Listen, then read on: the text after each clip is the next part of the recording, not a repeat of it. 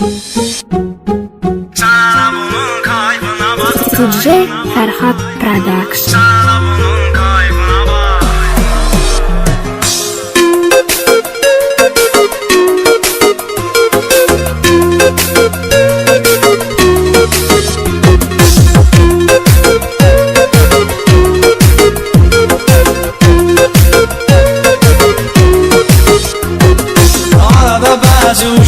Uşaq 50 qrama olur qoçaq Pivənin üstündən arar Sənələ bunun kayfına bak Sənələ bunun kayfına bak Bunda çox maddi gəlir İçir hamıya verir əmir Evə də yıxıla yıxıla gəlir Sənələ bunun kayfına bak Sənələ bunun kayfına bak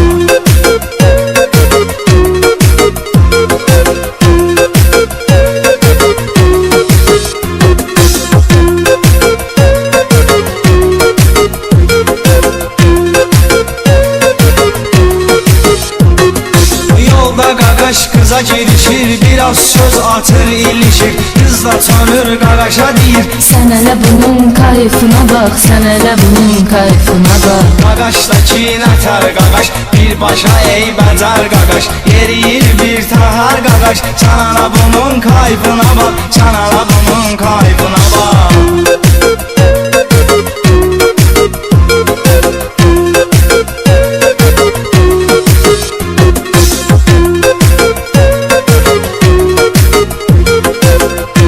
Ekskluziv olarak Ferhat Production təqdim edir.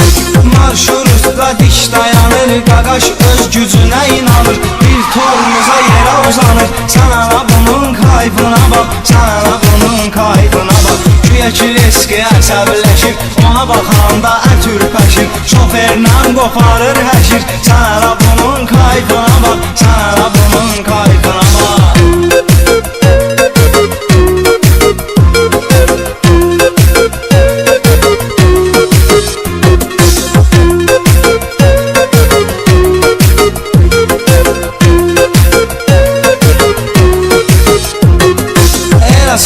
Artıq bədəni yadından çıxır dünəni Bir öldürərəm səni Sən ala bunun kayfına bak Sən ala bunun kayfına bak Məylə söhbəti var bunun Sözü var hikməti var bunun Bomba hörməti var bunun Sən ala bunun kayfına bak Sən ala bunun kayfına bak